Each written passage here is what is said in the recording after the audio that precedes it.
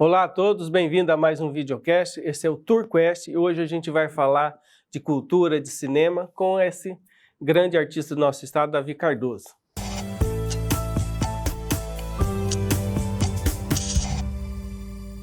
Prazer recebê-lo aqui na nossa universidade, no nosso videocast. Tenho a honra de saber um pouco dessa história, um pouco de todas as produções que ajudaram a promover nosso estado. Ok? Muito obrigado, bem-vindo. Obrigado, agradeço a todos. Você não gosta de pegar um nome comprido, por exemplo, Guilhermina, todo mundo chama Guia, então eu vou te chamar também de Ni, só, porque senão fica muito comprido. Tudo bem, porque senão não tem importância. Mas o negócio é o seguinte, a cultura nossa, nós somos aqui um celeiro de gente com muito talento em todas as áreas, né? Mas especificamente na minha área, cinema, infelizmente o nosso estado é pobre. Ou por falta de ajuda, ou por falta de incentivo, ou por falta do governo não se interessar muito, porque você pega o Mato Grosso é bem mais na nossa frente. Se eu for falar de Paraná, então, Deus me livre, Curitiba dá 10-0, os teatros lá lotam, então a gente tem essa falta de aproximação do povão para ver o cinema. Como é que um camarada vai hoje ao shopping, pagando, não sei, 30 pau o ingresso, mais 30 da namorada, 60, mais 40 da pipoca, não sei o que lá, do refrigerante. Ele não vai gastar R$150 numa noite para comer uma pizza, um pedacinho depois, ainda acontecer algum problema com o carro dele, com a moto ou com a bicicleta. Se ele fica em casa, ele liga a televisão ou liga as mídias sociais e vê o próprio filme que ele está no cinema ali de graça. Tá não é mais uma arte popular assim? Não é. Então o cara não vai. Na minha época o ingresso custava $1, R$5,50. Esse era o padrão. Nós vamos falar de tudo isso, mas primeiro a gente quer comentar, a gente vai falar, o objetivo era a gente falar da questão de como o cinema pode aí promover um destino turístico, a gente vai chegar lá com as suas produções, né? Mas assim, primeiro, para que todo mundo saiba, né, você sul-mato-grossense, natural de Maracaju. Eu sou mato-grossense, qual a divisão do estado, fiquei sul-mato-grossense. De Maracaju, a gente queria saber como que, assim, não sei se tua família é de lá, como que foi parar a família e você nascer em Maracaju? Maracaju completou 100 anos agora, fui homenageado em carro aberto, aquelas coisas que eles fazem lá, né? Dia 9 de julho. E 11 de julho. E quando eu nasci, a cidade tinha 20 anos, eu estou com 80. Então você vê que não tinha nada, 400 habitantes, não tinha água, não tinha luz, água de poço, o piso era de tijolo comum, sem encerar, sem nada. Então minha mãe sofreu muito, meu pai também, que era comerciante, tinha a casa líder lá. E não tinha nada. Mas seus pais são de Maracaju? Não, meu pai é argentino. Ele nasceu em Corrientes. Eu amo a Argentina, gosto de lá. Mas veio criança para o Paraguai, ficou no Paraguai uns 7, 10 anos, cuidando de uma aldeia indígena, então ele aprendeu bem o Guarani. Bem não, aprendeu a falar o Guarani. Então ele falava para mim, ele que nunca estudou, fez 2 anos primário, falava, meu filho, quantas línguas você fala? Eu falei, só o português, né, pai? Ele falou, pô, eu que sou analfabeto, nunca estudei, falo Guarani, falo português e falo espanhol. Ele não falava espanhol, castelhano. Eu falei, mas pai, se eu morasse 1 ano na Grécia, 1 ano em Paris, eu também ia falar o idioma. O senhor teve a felicidade de passar por esses países ainda com uma idade pequena, então assimilou bem a cultura. Aí eu, com 10, 11 anos, vim estudar, fui para São Paulo fazer o primário. E ele do Paraguai veio para Aí veio para o Paraguai, do Paraguai que ele veio para o Brasil. Aí conheceu minha mãe, lá em Bauru, ou em São Carlos, creio eu, e aí trouxe a baixinha, ele tinha 1,80 m, espadaúdo, foi o maior dançador de tangos do estado, não teve ninguém, mas nem parecido com ele. O outro era o Pepino Jordano, dançava bem, mas era pequeno, bigodinho. Meu pai não, era o charmoso, era aquele ombro largo, aquele sapato brilhando, sabe? O maior dançador de tango com a minha mãe. Sangue argentino. Tango, o negócio dele é tango. E aí eu criei essa cultura pelo cinema e aos 11 anos, em São Paulo, fazendo primário, aos 11 não, com 10 para 11, eu sou músico, né? Aprendi 4 anos de música, hoje não sei mais nada. Mas eu ia ao cinema e assisti um filme chamado Mogambo, com Clark Gable, que fez E o Vento Levou, 26 vezes numa semana. A sessão era do meio-dia às 2, 2 às 4, 4 às 6, 6 às 8, 8 às 10, 10 meia-noite. Eu não podia ficar na sessão das 10 à meia-noite porque era menor. Então minha tia ia me buscar, colocava no bonde e me levava para casa. Maratonou um filme numa semana, porque o pessoal fala hoje, né? Maratonar uma série, você maratonou o mesmo filme. Não, agora o mesmo filme, porque agora você liga para o cinema, que filme passa? Às 14h21 vai passar tal filme. E a outra sessão? Só amanhã às 19h34. Você não sabe que filme que está passando nesses lugares aí, pô? Porque em 2, 3 dias, o meu filme, 19 Mulheres e um Homem, o maior sucesso da minha vida, eu fiquei 60 dias no mesmo cinema. 2 meses, o Poderoso Chefão com o Marlon Brando ficou 4 semanas. Eu fiquei 8 semanas. Então era uma explosão. Só que a gente, infelizmente, era roubado. Ou era roubado pelo exibidor, que é o dono do cinema, ou pelo distribuidor. Porque eles vinham, você ia receber sua grana, seu borderô. Não, eu fiz uma publicidade no jornal aqui em Porto Alegre, gastamos R$1.000. Eles davam o valor e você aceitava, porque o negócio nosso, o meu negócio era fazer cinema. Eu queria ganhar dinheiro, mas eu queria era fazer um novo filme. Tá, então a paixão do cinema vem Da quando infância. está em São Paulo, da infância, Isso. e tem esse primeiro contato, né? Primeiros com o cinema. contatos. Aí eu voltei para lá, servi o exército aqui como soldado de cabo da PE, aqui em Campo Grande. Adorava o exército, né? Os caras falavam, você vai sofrer porque tem que acordar às 6 da manhã. Eu acordo às 4, aos 63 anos, hoje acordei às 4, 15 para as 4 acordei hoje. Então, malho 1 hora, né? Tomo meu guaraná, meu chimarrão, com carqueiro, chapéu de couro, douradinho, já tem IKA, limpo tudo, 6 copos de vitamina, fiz tudo isso hoje. Né? Só não fiz a academia porque preciso de 1 hora. Então, depois do programa eu vou fazer. Então, a paixão pelo cinema vem da infância.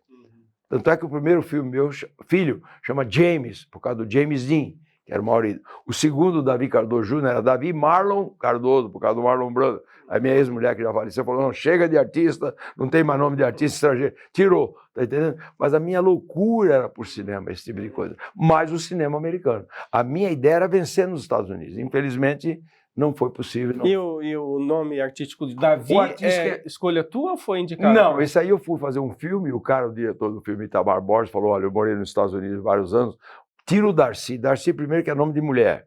É um nome que não é muito sonoro. Põe Davi, nome judeu. A judeusada manda lá. E foi uma coisa acertada. Tirei o José, aí o juiz homologou aqui em Campo Grande. Então o Darcy não existe mais. É José Davi Cardoso. E artisticamente, Davi Cardoso. Isso foi já no início da carreira? Aí no início, em 63, quando eu fiz o primeiro filme com o Mazzaropi, comecei com o grande cômico Amácio Mazzaropi, né? Uma vez eu estava na casa dele escrevendo o roteiro do Meu Japão Brasileiro, não é escrever o roteiro, dando as pinceladas, o que fazia, que cena que vai ser essa. Assim. Aí eu olhei para ele e falei, Mazzaropi, estou trabalhando com você há 2 anos, escrevendo, te ajudando, colaborando, eu agradeço eu ter entrado no cinema, mas você podia me dar um papel de galã aí, pô, Tarcísio Meira já fez, esse aqui já fez. Essa história tem 3 galãs, dá um papel de galã. Eu dei uma fungada assim, você não é galã porque não quer, Cardoso, dorme comigo e você virá galã da noite pro dia. Essa fala dele... Ele era um gênio, ele falava devagar. Não vai esquecer de trazer um licor de piqui lá de Mato Grosso para mim, tá? Na época era Mato Grosso. Legal o licor de piqui que tinha aqui. Ele falava meio como personagem? Ele andava mais ou menos, exagerava quando estava em cena, mas a maioria das vezes ele exagerava, tá? Um dia eu peguei, ele estava passando assim de madrugada, eu era continuista, que é o segundo assistente de direção, estava fazendo as partes de continuidade, 5 e pouco da manhã, ele passou na fazenda dele em Taubaté, que existe até hoje, uma fundação, passou lá embaixo, ele com o Carlos Garcia, que é o secretário dele, eu falei assim, good morning, Mazzaropi. Ele olhou assim, quem é que está aí? Escuro, né? Eu falei, é o Cardoso. Ele falou, o que você falou, Cardoso? Eu falei, good morning, bom dia em inglês. Ele falou, então nós temos... Bom, aí à noite ele mandou me chamar lá no escritório dele. E um dia antes eu havia tirado o caminhão Fenemê, o gado não conseguia passar e eu dei uma ré no caminhão assim. Falou, cadê o motorista do caminhão? Eles somem de... Aí eu falei, eu dirijo. Você dirige caminhão, Cardoso? Eu falei, não dirijo, mas no exército eu dirigia. Peguei o caminhão Fenemê, recuei no máximo 5 metros. Aí o gado fluiu, passou, ele vendia leite lá. Aí passou o gado. Aí eu fui à noite... Falei, você não quer trabalhar comigo, Cardoso? Parar de trabalhar. Você quer cinema sério com o Mazzaropi? Você quer fazer sacanagem? Você vai trabalhar com o Cury, vai trabalhar com o Massaíne. Ele depreciava todo mundo, né? Agora, quer fazer o cinema sério? Você faz comigo. Aí eu falei, mas por que eu? Ele falou, pensou assim, falou, eu preciso de um homem que fala inglês e dirige caminhão. Eu dirigi 5 metros no caminhão e só falei good morning, eu não sabia nenhuma palavra mais. Pessoa certa no mas é a lugar certo. Forma dele cantar, tá entendendo? Agora, gênio. Com ele foram quantos filmes? Assim? Eu fiz 2 filmes em 2 anos. Com ele é o Lamparino e Meu Japão Brasileiro. Aí deu um salto grande entre um e outro, que fui trabalhar com o enfant terrible da época, que era o Walter Hugo Cury, que é aquele cinema hermético, fechado, e fiz o melhor filme da carreira do Walter, chamado Noite Vazia. Eu era assistente, Odete Lara, atriz principal, Norma Ben, Gabriele Tinti e Mário Benvenuti. dos 26 pessoas que compunham o filme, eu tenho a foto, só existem 3 vivos. Eu sou um deles, só tem mais 2. Eu e mais Porque 2. Morreram 23 já. Nós procurando aí na bibliografia, o Mazzaropi aparece assim como talvez o maior produtor de filme do Brasil, né? Acho que depois vem esse que você citou. O Barreto, o Barretão do Rio de Janeiro. Agora em São Paulo, era o Oswaldo Massaini, fez o Pagador de Promessas, junto com o Anselmo Duarte, que é um cara injustiçado, esquecido. Anselmo Duarte, esse sim. Eu não tenho nada contra Paulo Gustavo, Lei Paulo Gustavo, Lei Uar, não tem nada. Mas não é possível, o cara trabalhou um mês na televisão. Pô, será que não podia colocar Lei Dercy Gonçalves, Lei Mazzaropi, Lei Chico Anísio, poxa? Quantos nomes que nós temos? Eu não tenho nada contra o rapaz, é um tremendo ator, histriônico, tinha um espaço certinho na televisão, mas é muito jovem para você dar o nome de uma lei que vai ficar eternamente, a gente espera, com o nome de um cara que começou ontem, morreu hoje e já tem o nome, tá entendendo? História, pelo amor de Deus. Hebe Camargo, quanta gente que tá aí que deixou um legado, meu Deus do céu. Agora, eu vi lá que eles são a maior produtora desse que você citou, mas você fez quantos filmes? Você chegou a quase 80? Da minha produtora, eu fiz 39 produções, entre curtas, médias e longas. Tá? Só que, no total, 81 filmes eu fiz. Então, talvez eu seja recordista nessa área, mas não trabalhava como técnico, porque eu era aquele cara, você quer fazer o quê? Eu só não maquiei. Eu fiz câmera, fui assistente, eu fazia o foco, que era manual, não é como hoje que põe elétrica, ela sozinha vai. Não, é tudo na mão aqui, 3 metros, 4 metros, 5 metros para entrar em foco. Era uma coisa bem mais complicada, o som era direto, fazia o som direto, ou dublado também, não importa. Mas eu trabalhava qualquer gênero. Gerente de produção, eu fui diretor de produção do último filme do Roberto Carlos, a 300 km por hora. Então, eu fui um cara que eu era chamado em qualquer área porque eu não tinha preguiça. Quando eles chegavam no set de filmagem, eu já tinha deixado tudo arrumado. Então, o talento meu é pequenininho, mas ninguém trabalhou mais do que eu em cinema. Então, dentro da questão do gênero ao longo, fazendo uma cronologia, você inicia lá com o filme, como que era chamado na época? Não era chanchada ainda, né? Não, filme erótico. Né? Não, antes do erotismo. Era um filme, tipo comédia italiana, só que tinha umas pinceladas a mais. Era o corpo da mulher brasileira, bonita, queimada. Só podia aparecer o seio. Quando eu lancei a Vera Fischer, em 72, que eu lancei no cinema como o filme do Foz do Iguaçu, Sinal Vermelho às Fêmeas, só podia aparecer a frente, só o seio da mulher e o bumbum do homem. Não podia aparecer a frente do homem nem a frente da mulher. Mas era melhor porque tinha história. A cabeça do espectador, o cara estava aqui olhando, ele ficava esperando, aguçava mais a mente. O sexo explícito acabou. Sim, porque nesse teu início, o cinema italiano era referência. Era referência. Eu segui mais ou menos uma linha, mas isso involuntariamente. Eu nunca falei, vou fazer esse tipo de coisa porque isso aqui vai funcionar. Porque daí passa para a comédia do Mazzaropi e depois você tem ingresso na questão na TV. Com Candeias fiz 3 filmes, era um diretor sério, filme completamente diferente. Mas eu sou o único cineasta do Brasil, não tem, não vai ter mais porque acabou o cinema, a fazer 8 filmes no estado, aqui. Então, a gente quer chegar na relação dos teus 8 filmes do estado, né? Os 8 filmes que você fez no estado, por exemplo... Longas. Aí fiz um curta e um média. O primeiro qual foi? O primeiro foi Caçada Sangrenta, em 1974. Eu filmei, andei 4.700 quilômetros aqui, até a tribo dos Chavantes, lá em Cuiabá. Fomos lá no fim do mundo, tá entendendo? Então, tinha as Kombi Ferro. Lá no Xingu.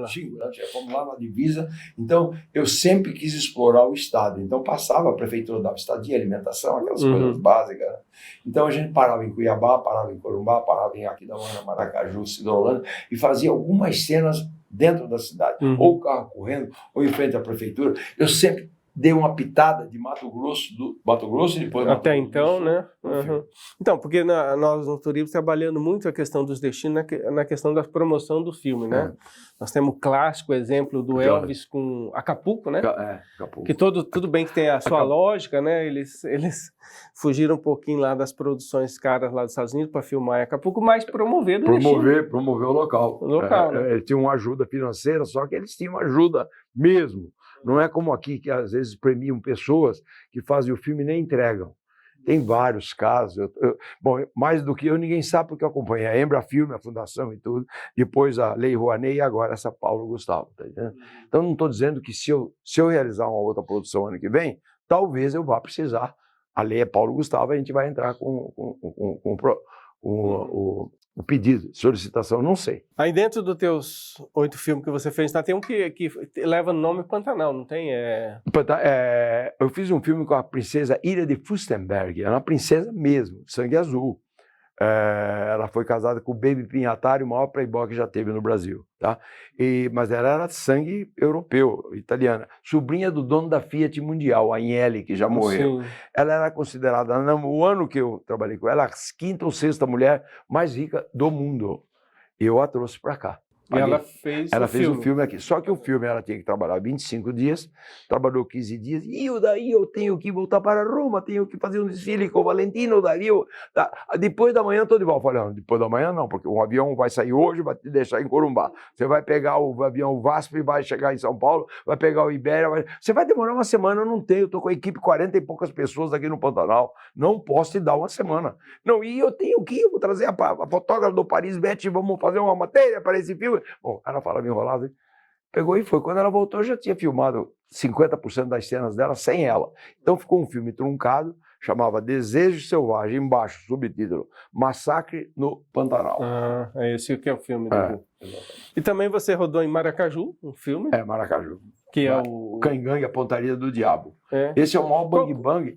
Esse Bang Bang, Caingangue, que é um nome difícil. Caingangue, eu teria tirado, deixaria só a Pontaria do Diabo. Mas o diretor, Roberto Farias, e o Carlos Hugo Christensen, diretor argentino, quiseram continuar com... Eu queria deixar a barba sujo, como era Trinity. Falou, não, você vai ser aquele herói de cabelinho, o chapéu no lugar, não vai cair, você vai brigar, o chapéu não cai. Vamos fazer um herói, um índio, assim, de olhos claros, com a peruca até aqui. Então, um grande diretor. Foi e é considerado até hoje como o melhor Bang Bang já realizado na América Latina. Não sou eu que digo isso, é a Folha de São Paulo, onde eu trabalhei um ano, que tem essa matéria dizendo Caingangue, a Pontaria do Diabo. Não é um sucesso de público, mas nunca houve no Brasil um filme igual a esse, desse foi gênero. Inspirado no oeste italiano? Eu não sei, eu acho que foi inspirado mais no... Os Brutos também amam, Shane. Aquele justiceiro que chega na cidade, vê todo mundo mal, os poceiros, e resolve agir em prol deles. É um justiceiro. E a escolha de Maracaju foi sua? Não, foi a escolha. Era para ser em São Paulo, em Itu, onde a turma filmava muito. Eu falei, não, vamos para o meu estado. A sua fazenda? Eu falei, não, nem tem fazenda. Mas tem meu cunhado tem fazenda, o prefeito tem fazenda, vamos lá, e trouxe para Maracaju. O filme demorou 6 meses para ser feito. O meu último filme, Sem Defesa, eu fiz em 12 dias. Isso era a diferença. Um que demora 6 meses, o diretor olhava assim de manhã e falava, oi, a luz hoje não está muito boa. Vamos dormir, amanhã nós volvíamos. Aí, sabe, o dinheiro não era dele. Quando o dinheiro é do governo, é dos outros, você brinca. Quando é seu, como no caso do Mazzaropi e o meu, é contadinho, a sequência tem que ser feita. Ah, mas a luz vai começar a chover. Não faz mal. Põe um texto que entra para dentro de casa e faz interior. E nesse estilo do Bang Bang, o Caingangue é o herói. Não, mas é o teu único filme de Bang Bang? Ou teve... Não, eu fiz outros. Fiz Trindade, meu nome, baseado no Trinity is my name, aquelas coisas. Fiz uns outros Bang Bang. E o Caingangue, de onde que é esse nome? O Caingangue é uma tribo de índios do norte do Paraná. Assim, então ele achou o Caingangue no nome assim, mas é meio complicado. Mas o Schwarzenegger também no início de carreira, todo mundo falou, você não vai precisar. Hoje todo mundo sabe quem é o Arnold Schwarzenegger. Agora você falou desse tempo de duração e gasto de filme. Hoje em dia é mais fácil, mais barato filmar, fazer um filme, por exemplo? É mais fácil, porque o seu celular você faz um filme. Só que nem você vê, nem a família vê, ninguém vê. E outra coisa, se você faz uma longa-metragem e gasta, antes de estar no cinema, já está nas redes sociais. Na minha época, só depois de 2 anos que o filme passava no cinema, é que a televisão podia comprar os direitos. Depois, não, o VHS podia comprar os direitos. Depois de 3 anos ou algo parecido, que podia ser exibido na televisão. Então o produtor era protegido por uma lei, era lei 8x1, cada 8 fitas estrangeiras tinha que passar um filme nacional. Então, um dia eu vim aqui na Universidade Federal, para uma palestra das 13, nunca vou esquecer isso, das 13 às 14. A moça falou, é 1 hora só, mas eu vou te pegar meia hora antes, como você fez. Viemos para cá, tinha umas 200 pessoas. Quando terminou, tinha mais de 1000, todo mundo por lá de fora, pela janela, olhando. Eu não tinha mais voz, eu fiquei da 1 às 5, porque era gente interessada em saber como que era o cinemão daquela época, tá entendendo? Então é gratificante quando eu sou chamado. Às vezes pago $1.000, $2.000 para eu ir, já fui lá em Crato, no Ceará, pagaram $1.000 para eu ir lá, passar de avião, hotel, mulherada e tudo, bom, uísque. Mas se não pagar nada, eu também vou, se eu estiver disponível, porque eu gosto desse contato com a juventude, para saber como que era o Fê, como é que você fazia você falando com você mesmo. Hoje é fácil, né? Mas na época, você tinha que pôr eu aqui com minha roupa, falando com meu irmão gêmeo, filmava esse lado, pedava esse lado, aí fazia o outro lado, às vezes você olhava assim, ó, você estava vendo falando, quando tinha um plano geral, perto, quando é um close, não, você está olhando, parece que você está olhando para o seu irmão. Mas, no geral, você via que ele estava olhando para a cabeça do cara e o outro para o queijo. Né? Deixa quando juntava. Mas ela fala, quem é que vai reparar, Cardoso? O pessoal namorando no cinema, comendo pipoca, barulheira. Ninguém vai reparar, Cardoso. Eu fui assistir seu filme Noite Vazia. Você está bem, Cardoso. Mas a noite estava cheia, mas o cinema estava vazio, não tinha ninguém lá dentro. O Mazzaropi era um gênio. Na vida real também era comédia. É comédia. Agora, falando da modernidade, desses filmes que você... Não, você faz os filmes hoje em dia, só que você não tem espaço. É mais fácil você fazê-lo. O difícil é exibi-lo. Sim. Você tem que fazer parte da Globo, da Som Livre, qualquer coisa. E das suas produções, tem algum que está na mídia aí, está em nuvem, como algum stream ou não? Se a gente for para a Netflix procurar, aparece alguns filmes desses? Tem vários filmes meus, que você acha. E o Canal Brasil comprou 15 filmes meus já há 20 anos. De 3 em 3 anos eles renovam. Paga um pouco, mas pelo menos é melhor você mostrar os filmes lá do que ficar com esse parado, enlatado. Sim, sim. Eu tive um prejuízo muito grande no ano retrasado, porque eu copiei através da Cinemateca Brasileira em São Paulo, que está destruído, está acabado, estive lá agora. Não dá coragem de você olhar aqui como é que está. Bom, mas tudo bem. Os filmes estão preservados, o negativo, por 200 anos, ficam ar-condicionado, 8 graus, tudo bem. Mas uns 15 que eu tinha, eu fiz todos eles em 16 milímetros, que eu tenho 2 projetores. Hoje não exibo mais. Isso que é agilidade, que é pôr na televisão já. Bom, mas eu fiz. Eu deixei isso, eu trouxe essas 16 cópias, que valem uma fortuna, e coloquei dentro do guarda-roupa na minha casa. A parede está aqui, o guarda-roupa está grudado. O sol bate aqui, 48 graus. Agora, uns 3, 4 anos, eu senti um cheiro assim, quando eu abri, velho, a parte de cima do guarda-roupa, que é bem alto, mais alto que essa parede, tudo podre. Eu perdi uns 200 ou 300 mil reais, apodreceu tudo, foi sair. Eu, que sou do ramo, não lembrei que isso aí tem que ficar num ar refrigerado, meu Deus do céu. Mas, perdi tudo, a película comeu aquilo, ficou. Você pega assim. Joguei tudo fora. Mas a prefeitura aqui, por exemplo, criou um museu. Mas eu devia ter levado lá. Velho. Não estava lá. É que eu tenho meu museu, a minha sala aqui na Secretaria de Cultura. Agora está desmontado, porque eles vão tirar do primeiro andar, onde estava, levar para o terceiro, que aí já tem a sala de exibição.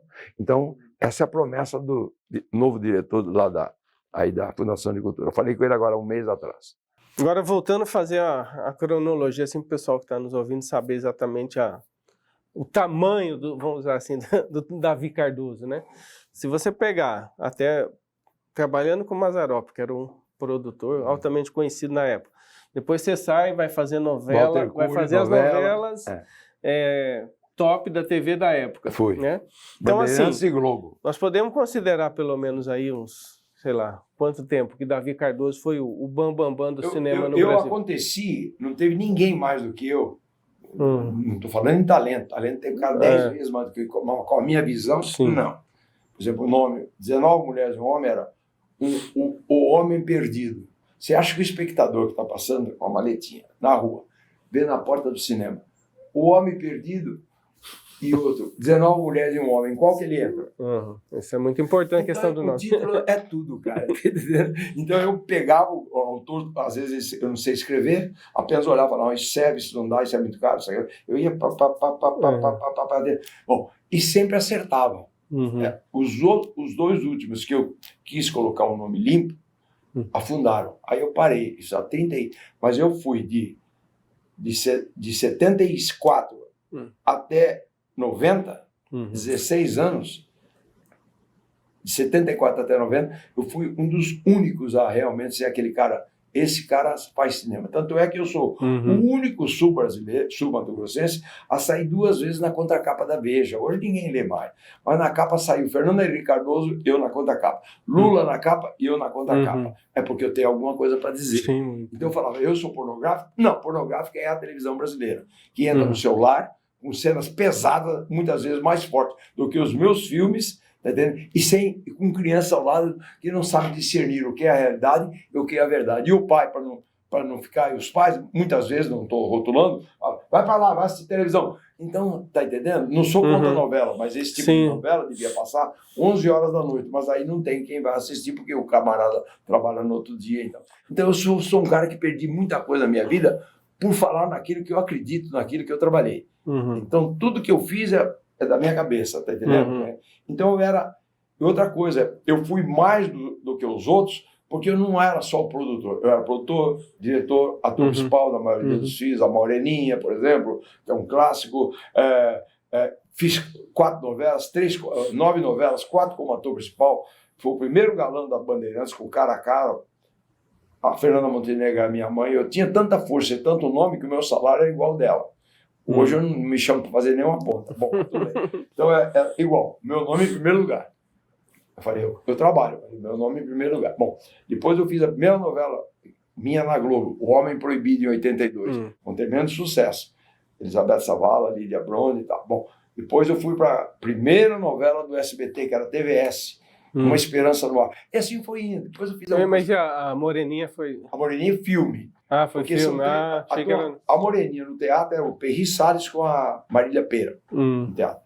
Na televisão era o Mário Cardoso, que eu penso que é meu irmão, porque a gente é muito parecido, mesma idade.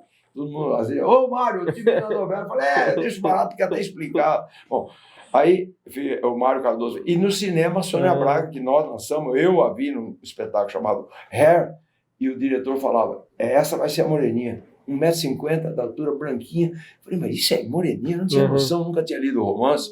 Quando a mulher aparece na tela, cresce, era uma tremenda atriz, tá entendendo? Então são 3 versões, teatro, cinema e televisão. Agora, você tem um título, né? Que se a gente for na internet ver, a Davi Cardoso vai aparecer lá, o rei da pornô chanchada. Isso, né? Isso ficou eternamente, eu não ligo, isso antigamente era pejorativo, agora não, agora é uma coisa que a turma fala isso com maior simplicidade. Porque até a pornografia você citou, a gente tem que entender um contexto histórico. Contexto histórico. Porque, na verdade... Eu não fazia um filme sexo explícito, era um filme pesado, mas ia para censura.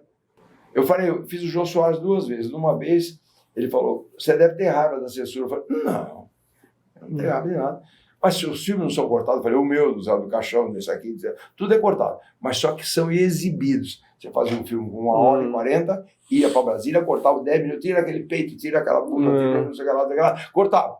Tá bom? Mas o filme era exibido. E agora, Jô? Agora você pode falar, você é ladrão, qualquer político, qualquer coisa, colocar droga, não pode proibir mais nada. Só que não tem mais cinema. Nós tínhamos 4.500 cinemas no Brasil. O último levantamento, 1.600. Cinema meu, na minha época, tinha 1.000 lugares. O Alhambra tinha 1.100 lugares. Agora é cinema de 100 lugares, 150 lugares. Acabou. O encanto do cinema, espetáculo, não vai existir mais. Agora, esse título nós estamos falando do rei da pornô chanchada, mas também tem um peso de ser o criador desse estilo da pornô chanchada, ou não? Eu acho que talvez o criador. Eu fui o que mais apareceu. Porque eu fazia um filme, já ligava para a produção do Silvio Santos, quer fazer o jurado? Quero. Eu ia para o Silvio Santos fazer o jurado. Os outros não tinha essa entrada, tá entendendo? Quero fazer o Chacrinha. Fiz 2 anos e meio o Raul Gil como jurado, junto com a Marli, a ex-mulher do Ari Toledo, que faleceu. Então, eu tinha uma abertura maior, porque eu era meio galã, né? Sou muito alto. Eu tinha 1,76 no Exército, agora diminuiu uns 2 centímetros com a idade, claro. Mas eu era chamado muito para participar. Como eu fiz novela, eu fiquei muito identificado. Hoje em dia, se eu passo na rua, ninguém me conhece. Mas se eu entrar numa agência e o cara falar, atenção, Davi Cardoso agora, fica todo mundo em pé. Tá velho, tá gordo, tá magro, cada um fala uma coisa, mas não tem quem não sabe. Tá na memória, né? Porque o nome meu não é de novela, que eles nem põem o nome do artista, você nem lê, é tudo rápido. O meu é Davi Cardoso, grande, tá? Mazarope, Anselmo Duarte, Lima Duarte, são poucos. Esse maior galã que trabalhou comigo, que nós trabalhamos juntos, Cauã Raymond. Ninguém, quando fala o nome, não sabe quem é. Aí fala novela, sei, você é o maior galã do Brasil. Você tem que falar o que o cara fez. Ou o nome não tem, a turma não entende, não sabe. Né? Porque eles não cultuam o nome do artista, sabe? Rocky Hazard, Kirk Douglas. Não, nosso cinema é aquele nome grande, então ficou na memória.